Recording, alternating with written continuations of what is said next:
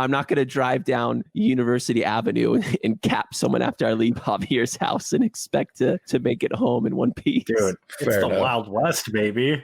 Like, worse, it's Texas, dude. It's Texas. That's what I was going to say.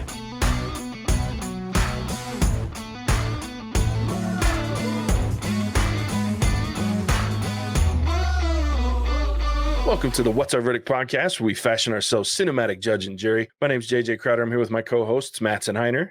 Better red than dead. And Javier Ortiz. What is up, my nerds? Do you ever find yourself wondering if you should spend the time, money, or both on a movie? We're here to answer that question for you. Each week we put a movie on trial, discuss the facts, pass judgment, and let you know our verdict. Today we're reviewing News of the World. It was released December 25th, 2020. It was written by Paul Greengrass and Luke Davies, based on the novel written by Paulette Giles. It was directed by Paul Greengrass. It stars Tom Hanks, Helena Zengel, Ray McKinnon, Mare Winningham, and Elizabeth Marvel. It's about a Civil War veteran who agrees to deliver a girl taken by the Kiowa people years before to her aunt and uncle against her will. They travel hundreds of miles and face grave dangers as they search for a place that either can call home. We appreciate your help growing the podcast. Go ahead and hit that follow or subscribe button. Tell a friend about us. If you're listening on Apple or Podchaser, please leave us a review. We'd love to read that over the airwaves. Mattson, recently your nephew left us a review on Apple. Wait, Alex? I don't know. I'd have to look it up again, but he literally, when he goes, I listen because Mattson's my uncle, but it turns out the podcast is pretty good. That's probably Travis, Alex's dad then. That sounds like Travis. I'll have to take a look again. Yeah, it was a funny review. So he left us a nice review. So yeah, if you haven't, leave us a review. That does help a lot with growing the podcast, and we really do appreciate it. We will read those over the airwaves. And then also, we're getting ready to dive deep, guys. So if you haven't seen this movie, go check it out. If you want to avoid spoilers, if you're okay with spoilers, hang out because we're going to spoil the shit out of this thing.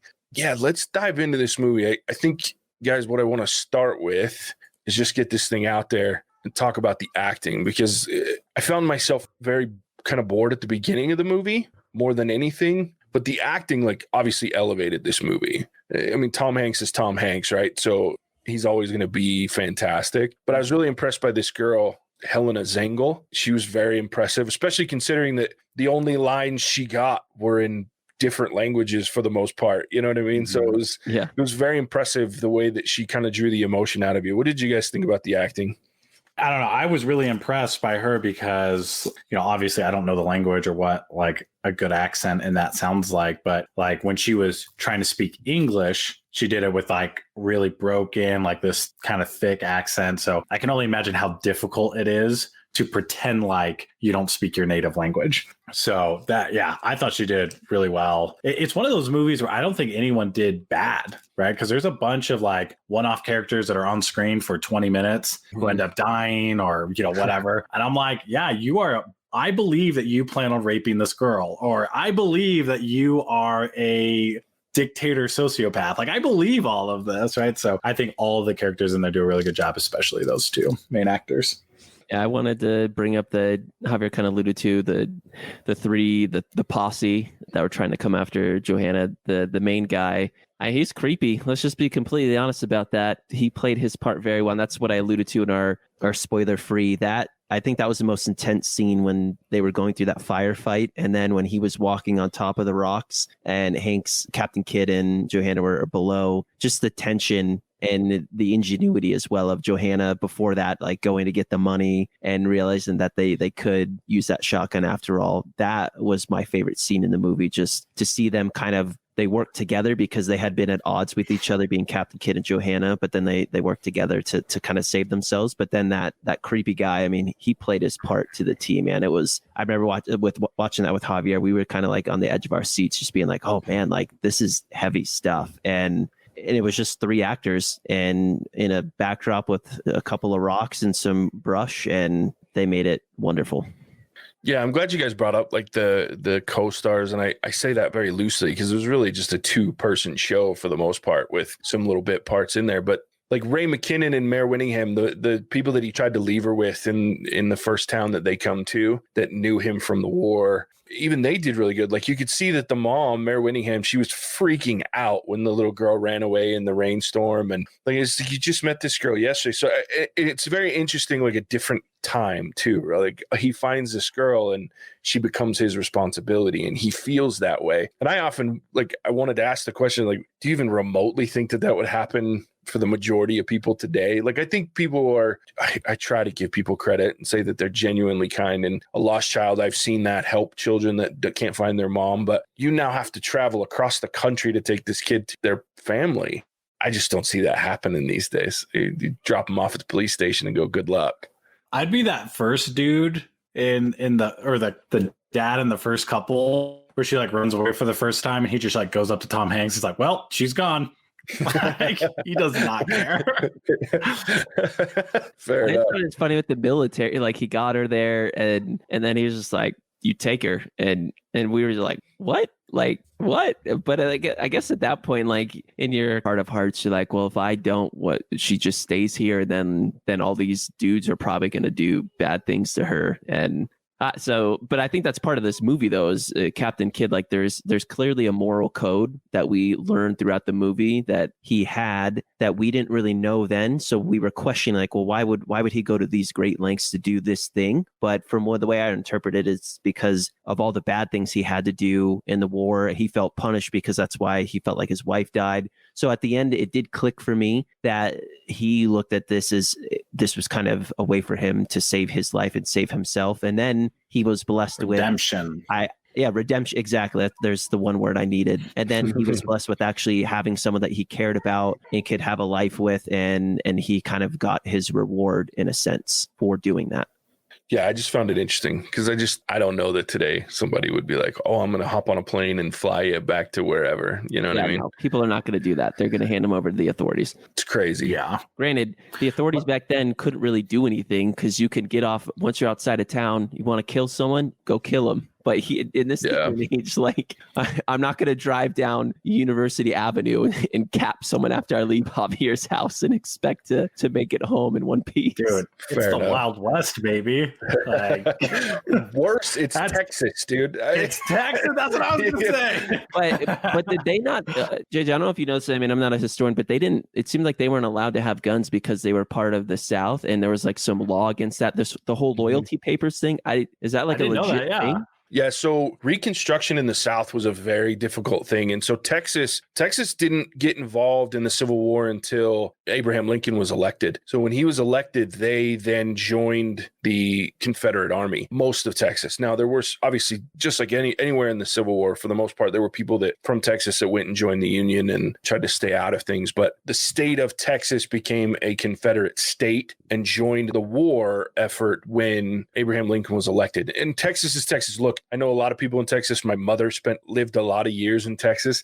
Texas has always, from day one, been looking for a reason to secede from the nation. So, like, if you go down to Texas, they'll still look at Texas as its own country for the most part. Like, there are a lot of people that feel that way. So, Texas is an interesting place, beautiful state, really cool state, but a lot of interesting beliefs. But yeah, that stuff's real. So, especially in Texas, Reconstruction was very difficult. They didn't find out the war was over in Texas until like weeks after General Lee had surrendered. And it was when the Union Army showed up in order to control the state of Texas. They came and it took them. So this movie took place early after the war was over. If I remember right, it was 1865 when they showed that it started, which was the year that the war ended. So it took a long time. I think it was like 5 years. I think it was 1870 before Texas became part of the Union again and finally ratified the new constitutional changes and those amendments that they talked about in this movie. 5 years to amend 12, 13, and 14 and adopt them.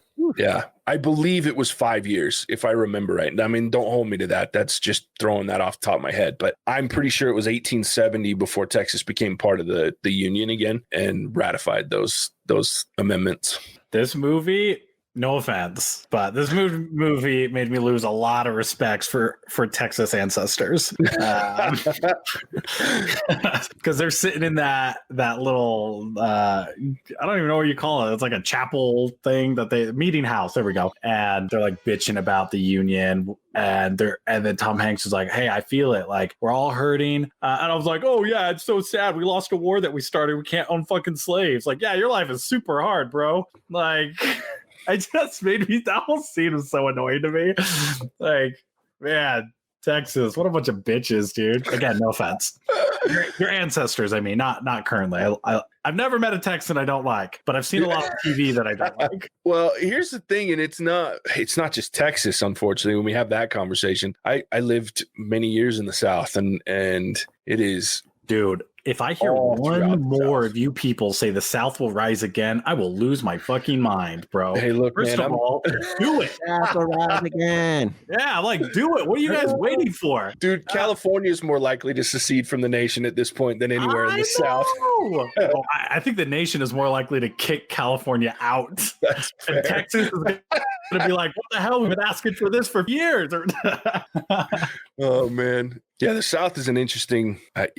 that war was... Yeah, if you know anything about it, it was interesting. The South were doomed. Hate to break it to them, but... And I'm not... Doomed. I don't understand the South will rise again shit. Like, I'm sure... I don't understand that either. Like, I say do it, because I'm sure there's a number of people who would love to kick Confederate ass again, you know, so... It'll never happen. Confederate flag like 2 days ago. Yeah, I think it's because there's this comedian who is like, the South will never rise again because they're too slow. He's like, I'm not saying like they're stupid. I'm just saying that they just move slowly. It's true. Yeah, very interesting place, Texas. And especially at that time, it was really ugly there. And yeah, they did have to give up most firearms that could be used as seriously. Like you saw, birdshot was about the extent of it that you could have outside of that. And that is because, you know, at that point they were occupied. They were an occupied territory basically by the Union Army. That's why there were checkpoints and soldiers everywhere. They were basically in a state of martial law during most of the Reconstruction because they were part of a secession movement. So you can't let things like that stand or they'll just keep rising again, as Javier keeps waiting for him to do. Speaking of firearms. Oh, here we go. I have one complaint and then one question. Okay. So my complaint is these are obviously 6-cylinder revolvers, right? These are like Civil War era revolvers. During the firefight in the mountains, the boulders and stuff, Tom Hanks fired 7 shots before reloading, and I didn't count the other ones, but they shot off quite a few rounds before anyone reloaded. So that drove me a little. It bothered me. I mean, it didn't drive me insane. It just bothered me. The second thing is so when they're loading the coins into the little cartridges, those I'm assuming were not spent, right? Meaning that it's still gunpowder in it. Like they just dumped the bird shot out. Yeah, so shotgun shells back then were different too. So you know how like a shotgun shell now has the crimped end. So you have your firing mechanism on the one end, and then you have the bird shot inside, and it's crimped. You could see in theirs they weren't crimped. You loaded those into the shotgun, and then it just shot whatever the hell was in there out once it hit the firing pin. So yeah, those shells were designed like you would carry bags of birdshot and you would just pour the birdshot in, load it, and then you just wouldn't dump your gun. I don't understand. How's that work? Like, because with bullets, you hit the firing pin and the firing pin ignites like a gunpowder of some sort, and that's what propels it forward. Sure, that's the same. So if you saw the shells that he had, they still had the metal. Like if you look at a shotgun shell now, it's got the gold or the silver rim around it with the firing pin underneath that holds the small amount of gunpowder that you need to project whatever shot you have in that shell. It was the same. It had the little metal ring. The difference was it wasn't closed on the other end. They stuck a piece of cork. They would close it with a piece of cork. They would shove a piece of cork at the end of it. And then it would fire off. So the shell's the same. It's just not closed. It's open, so you can put birdshot in, and then you put a little piece of cork, little round of cork. And it showed her in there putting the cork on top of the dimes. So yeah, it was just they didn't have them. They weren't manufactured the same way. So you had to like fill your own shells with birdshot. Got it. Okay. Cool. And about the whole shooting too many shots before you reload. So this one gets me going on both sides. If I see a modern era movie where they've got a 16 round handgun and they shoot 35 rounds off while I'm watching them shoot it, like the camera never cuts away, I get pissed. In a movie like this, it cut away from them so often. I don't remember, and maybe I'm wrong. I watched it once, so I don't remember if he shot 7 shots without the camera cutting away from him. As long as the camera cuts away between the correct amount of shots, I'm okay. Because I go, look, people die off camera all the time. Why can't they reload a weapon off camera? Because they take forever, dude. Like they pan to both of them, like dumping and then having to because you have to load it in one at a time. Like loading a revolver is not quick. My problem. Yeah, but it also took them technically 45 minutes to travel a 7.5 week journey. So yeah. Yeah, but they weren't like cutting through this fight scene. This fight scene was like second by second, you know? I know. That's just one that as long as they cut away, my level of disbelief can go away at that point. Yeah, all right, that's fair. But I do hate it when someone unloads right? Isn't that super annoying? It pisses me off when someone unloads a 35 round magazine out of a handgun that should only hold 15 rounds. It's a simple thing to keep track of in a movie, right? Yeah, it should be. Yeah, it's just that editors have no idea what they're doing when it comes to rounds held in a gun. Yeah, people who are editing Hollywood movies are probably not gun fanatics, right? So yeah, probably not. So one thing about this is obviously these guys are traveling through Texas. We've already mentioned how dangerous it was back then. They do hit a lot of crazy, not good shit happens along the way of this, right? You guys have already mentioned, and we kind of briefly talked about the gunfight that happens with these 3 jerks that want to sell her, that basically want to buy her and make her a prostitute, a child prostitute at this point. I mean, that was a very intense scene. I love the conversation that he's having, like where he's yelling at him and he's just like, yeah, I'll put my gun down. And they're all kind of like trying to work their way through this thing to get shot and killed by dimes. What a terrible way to die. Money. I turned to Mattson and I was like, dude, that's money. He's got to go fish that out of his chest, you know? I thought the same thing. I was like, dude, you're not a rich man. You mentioned that like 3 times in this movie. You just left like $4 in that dude's chest. Dude, that can take you far, man. Go dig it out of that dude's eye socket. Oh, man. Yeah, I thought the same thing. I was like, man, that's a waste of a lot of freaking dimes there. That's like 2 stories worth. But after that gunfight, they run into, they travel for a while and we see, them starting to build their relationship after that, because that's when she started to fully trust him, is after he protected her and the first time. But then they run into Mr. Farley in Erath County. That whole scene was hard to watch, man. So hard. It was the buffalo or the bison. I don't know why, but I was like, that was not great for me. No, it was hard to watch. That was, that and the slave labor and just like, it just was grungy and was like, man, this is like the drugs of society right here. It's bad. Yeah.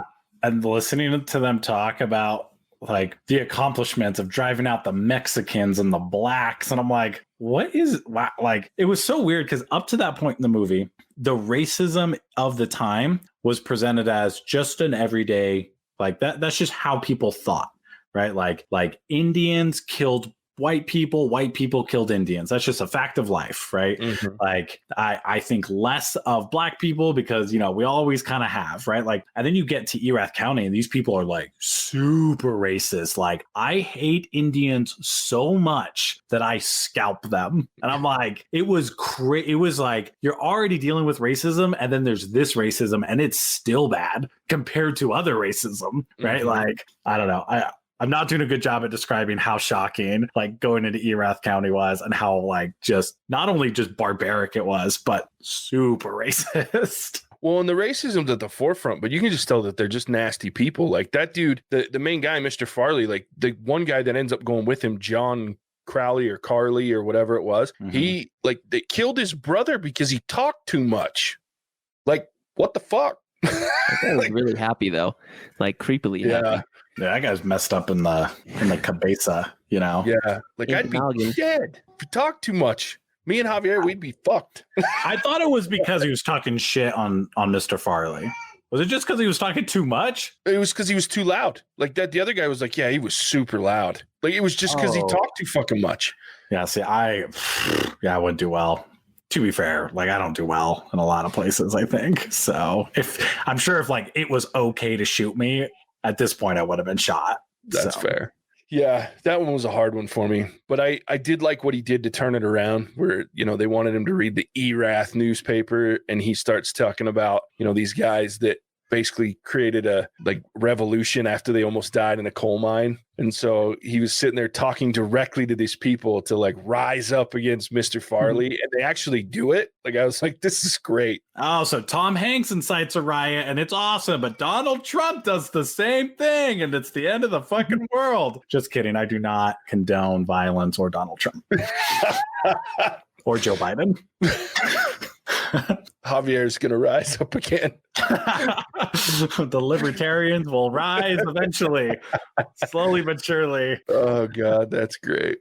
Yeah, and then the last one, they have this big, I guess not the last one, but the next to last one, they fall off this mountain. And you knew, that was one thing that I really liked about this, is the way that they showed the amount of time that they were traveling is the wear and tear on this poor cart. Because that wheel, you see him fixing the wheel throughout the movie. Then it finally just gives up the ghost as they start going down this hill. And I was like, oh shit, they're hurting. Luckily, they get out before. That was a hard one for me too. The horse just screaming at the end because it just falling down that mountainside. I was like, damn. Dude, it was a 1-car pileup, man. It was rough. Yeah, it was way rough.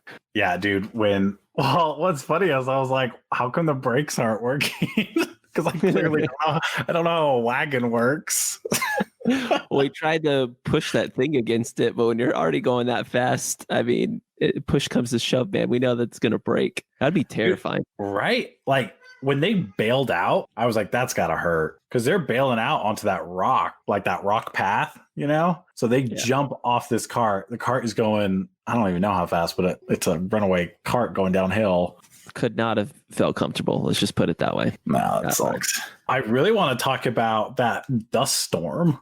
I believe that type of dust storm in this movie could have happened.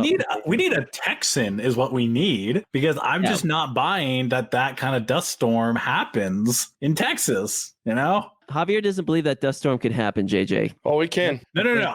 I'm not saying that dust storms can't happen. I'm saying that level of dust storm doesn't happen. So Texas, this happens more often in Texas, and back then especially, because even now they'll have dust storms. Obviously, they're not going to be quite like that, but back then they would. Even back in the 1900s, the early 1900s, there was 1935-40, I think, is where the story originated. Well, that's because of the Dust Bowl, right? Like, well, that's sure, you have the Dust Bowl, but the whole state of Texas has dust bowl. Oh, really? Yeah, even today, the whole state of Texas has dust storm warnings. Like we have, we don't here in Utah. So there's an old joke from Texas, and they still tell it, is a dust storm happens, and the sheriff's walking through the town checking on the damage and sees a cowboy hat, and he picks up the cowboy hat, and there's a head underneath it. The cowboy's still there, so he starts freaking out, trying to dig him up, and he's getting further and further to where the cowboy can talk. He says, "Hey man, do you have a shovel? I got a great horse under here." But like, stupid. Texans are so lame.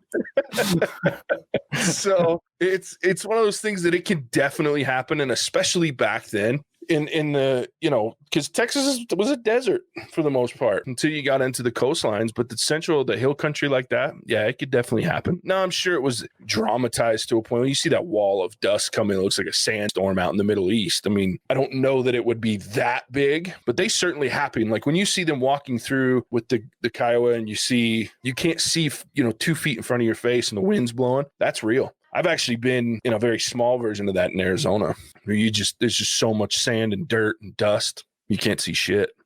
All right. Maybe I was wrong. All right. I just am still not convinced that I am wrong.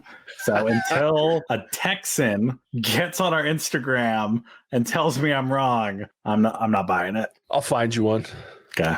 I'll make sure that our next post, if we do one, has that. They're called bullshit. Let's prove them wrong. I'm calling you Texans out. I think you're just a bunch of whiners. I think you get some dust in your eye and you guys claim that it's burying entire cities.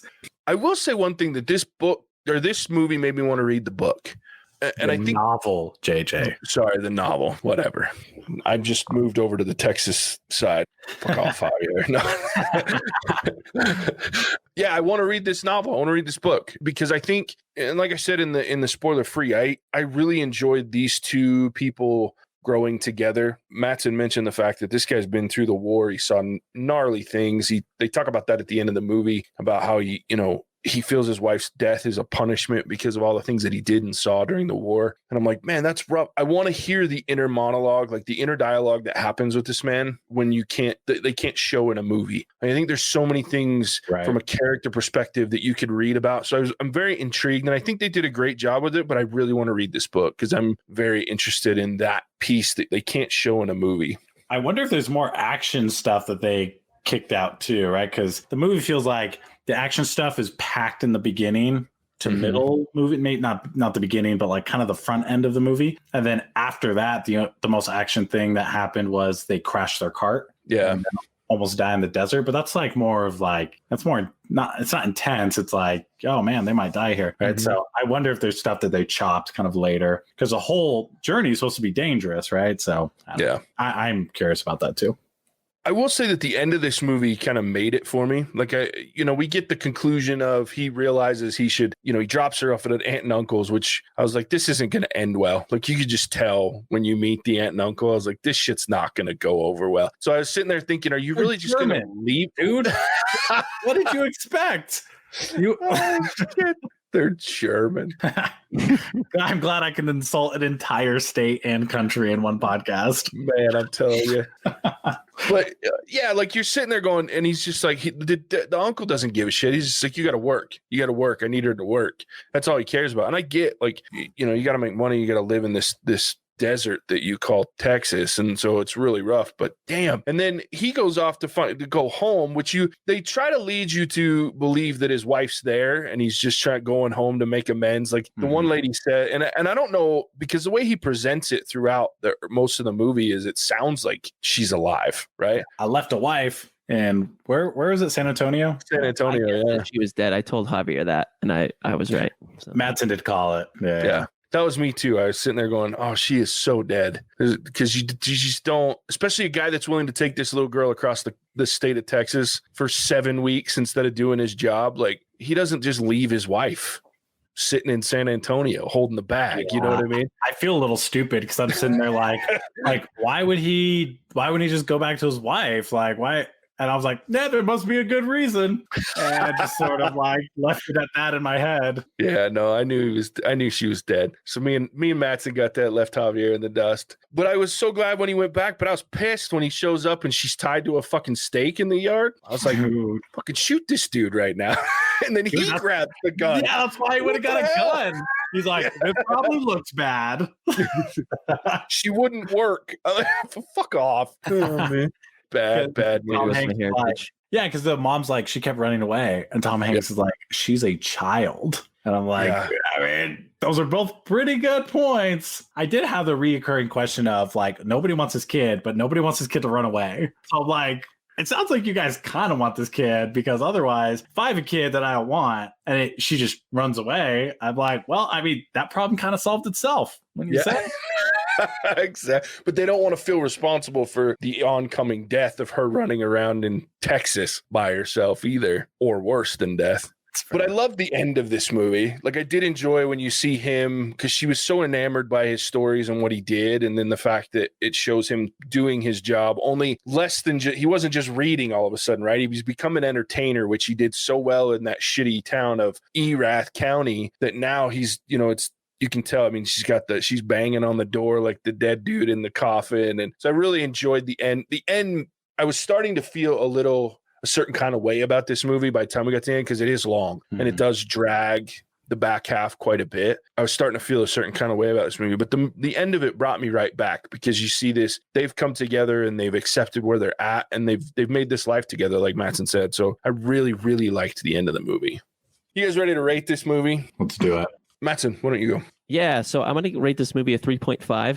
Biggest reasons for the acting, the relationship between Captain Kidd and Johanna. I really, as we are kind of talking about earlier, love how this movie ends. I think it's really heartwarming to know that he realized, hey, he had to go deal with what happened to his wife, her being gone. Definitely hit close to home when he had to put that ring inside the locket and bury that there next to his wife. And man, that was was touching for sure when he just like, you know what, I've got to close this chapter, but I have a new life waiting for me. I got to go back and get this girl, because you knew when he was leaving that house that he didn't feel good about leaving her there, because she was just basically going to be like slave work for them in a sense. So I really liked the acting, how this movie ended. There was definitely some tense moments, specifically that gunfight that I spoke about earlier. The reason I don't rate this movie higher, it was very slow. I think it was also kind of not what I expected. So if my expectations were a little bit different, would I feel differently about this movie? Maybe, but still, this movie's pretty slow for me. But is it worth watching? I would say yes. I think if you're a Tom Hanks fan, like Javier said, are there better Hanks movies? Sure, but this one isn't bad. And I think this is one of his more heartwarming performances for how he develops a character throughout the movie. So with that, 3.5. I don't think I'll ever watch this movie again because of how slow it is, but it was worth a one-time watch for sure. Javier. Okay. Mattson did a 3.5. I think it deserves a little bit more than that. I'm going to give it a 4. And I think I've been overly critical of this movie, especially in the spoiler free. It's honestly like a good movie. It's well acted. It's beautiful too. Like these traveling movies are awesome, right? Like, or they can be awesome, right? Yeah. So you've got like things like Lord of the Rings, where you're following them traveling. It's just this gorgeous scenery. They didn't have that advantage in this movie. It's Texas. Maybe a little offense. It's a little late by now for that now. it's desert, right? Big ass boulders, hills off in the distance, dry, gray, brown. Like, it is just ugly scenery, right? But like the movie itself is really pretty. Like it's a gorgeous movie. The acting is awesome. I'm not a historian, but like it seemed like they had the Union uniforms down pretty well. You saw like the Colt revolver that they used, during the Civil War. Like you see that a couple of times. So it seemed like there were some some accurate historical pieces there. So I think this deserves a 4 because it is well done. And like JJ mentioned in the spoiler free, it's like it's going to win some awards or whatever. And you mentioned that usually movies like this are not super exciting. Right. And the one that immediately comes to mind is The Revenant. Right. Because Revenant, gorgeous movie, well acted, boring as hell, dude. There's one exciting scene where DiCaprio gets mauled by a bear. But other than that, that movie is hella boring. But this one, not so much. Right. Like they've got some really exciting things. They've got some really emotionally moving things. I think it's a well-rounded movie as far as there's something for everyone to like in this. I do stand by my comment, though, that I think there are better Tom Hanks movies out there. And if you're watching this for people shooting each other in kind of a Western setting, there are better movies for that too, like Magnificent Seven. That's my favorite Western movie. If you want a good Western, go watch Magnificent Seven. That movie's dope. Anyway, 4, I probably won't watch this again. I don't know. I wouldn't be opposed to watching it again. It's a commitment. It's a time and emotional commitment. I just have to wait until I'm ready to make that commitment again. That's true. Yeah, I've been bouncing back and forth all night talking through this between 3.5 and a 4. What I loved about this movie, I loved. What I didn't like about this movie, I really didn't like. And it's one of those things where it's just such an extreme. There's nothing in the middle. Like a lot of movies, I feel very middling about, but then there's either really great that outweighs the really bad, or the really bad outweighs the really great. And for this one, there's very little middle ground. It's either really great or it's bad. And so I too feel like I've been a little rough on the movie because the parts that stick out to me are the ones that I didn't enjoy as much. But to be honest, like you said, Javier, it's really good. It's entertaining. It's deep. It's thoughtful. It's emotional. It really makes you consider, would I do this? Would I even go through something similar to this to help a child, to help a person? So it kind of really touches on our humanity a lot, which I really like. The story of these two people is beautiful. It's emotional. It's really touching. And watching this child grow and, be in a very terrible, she lost her parents technically twice over. So she's in a very shitty position, and here's this weirdo that just wants to take her to a home that in her mind she doesn't have anymore. Right. And so it's and to these people that she doesn't know. So it's a very hard movie to watch at times because of the emotion, but it is exciting at times as well. And the action that's plays out very well. I really liked it more than I disliked it. It's just that there were some parts that I didn't enjoy. It's very long. I could have done, honestly, without the whole horse falling off the cliff. I realized they needed that to set up the whole Kiowa as they're moving, the natives moving through this windstorm, that whole scene. But I think they could have maybe done it a little differently, done it faster. Maybe they had to leave the horses after they left Erath County for some reason. I don't know. I just felt like there was a different way to do that. Mm-hmm. That part, I just didn't love that whole, it felt forced to me. Anyway, that's probably my biggest criticism of it is its length, and it felt like it could have been chopped down a little bit and just been a better movie. I'm going to go with a 4. I like I said, I've been sitting here stalling, trying to figure out what I want to do. But I am going to go with a 4. I feel like it's worth the watch. It's a good movie. Tom Hanks is amazing. This little actress, Helena Zengel, is fantastic. And everything around it is just built very well to tell this story. The ending is amazing. It leaves you feeling good at the end of all this struggle. So yeah, 4. And I will watch this movie again. I don't think I'm going to watch it soon, but I think I will watch it. It's kind of like Javier, you said, you got to prepare yourself. It's time commitment, plus it's an emotional commitment because it is an emotional movie. So I'll wait some time, but I will watch it again. So, what just popped into my head is this, if you want a story of like some dude taking some chick like across the country, play The Last of Us. Like, that's why I didn't like it as much. I think in the back of my mind, I was like, there's a better story. That's this story just in a different period. That's fair. Play The Last of Us. That's a cool story about an old guy taking a young girl across the country and dealing with a bunch of shit. So yeah, and their relationship growing. Oh man, Joel and Ellie, you're gonna make me play that shit again. I don't have time for that. New show though. Hey, here's our shameless plug for our TV side. HBO is producing a show based on that game. Shut up! Nice. Yeah. So, and it's being written and produced by the writer and producer of the game itself. Oh, that's awesome. So yeah, I am stoked for that. Probably a couple years out, but so are they doing like season per game type of thing? Like, what are they going to do? I don't know for sure. They have said that it's going to stick with the original storyline from the first game, at least at first. And then, I mean, there's so much in between the two games. So there's a lot of content there that I think you could cover. But he also talks about this, the show will be different than the first game. There's going to be more content that we didn't get to see. Because, there's a lot of, if you've played the game, there's a lot of time jumps. Yeah, I like in the game. You go from one city and then boom, you're like, you're in the next 6 states next. Yeah. So there's going to be a lot more that they said that they'll fill in some of those gaps. So I'm really excited to keep it different. So it's not just going to be like you're watching. And it'll be canon since it's the writer. Yeah. That's awesome. Yep. Very cool. Yeah. So I'm stoked. So watch out because we'll definitely cover that on the TV side when it comes out. I think if I remember right, it's early 2022 or sometime in 2022 is when that'll be released. They just got their directors for it. So it's really good. Fingers crossed we're alive then. Hell yeah. Well, thanks again for tuning in, guys. We appreciate it. Next week, January 25th, we will be releasing The Dark Knight. So we're going old school on it, going back a few years. Yes, dude, I'm so amped for this movie. So yeah, we'll be reviewing that next week, and it'll being released on the 25th of January for The Dark Knight. Also, if you guys can think of other movies, February, we got to start planning for February. So if you listen to this and you think about movies you want us to watch for February, is coming out. There's a handful of good movies that I know are set to come out, but if there's some you want us to review, let us know. We'll get them on the schedule. Mattson, why don't you tell everybody where they can find us? Yeah, check us out at what'sOurVerdict.com. Find us most actively on Facebook and Instagram at What's Our Verdict. Don't forget to check out our What's Our Verdict TV podcast as well. I mean, you can find us both TV and movies on Apple, Spotify, Ghana, Stitcher, and a lot of other places as well. Appreciate you listening. Cool. Well, we appreciate you tuning in, and we'll catch you on the next one. Bye-bye now. Had to unmute myself first that time. I'm learning. Cinemagic out.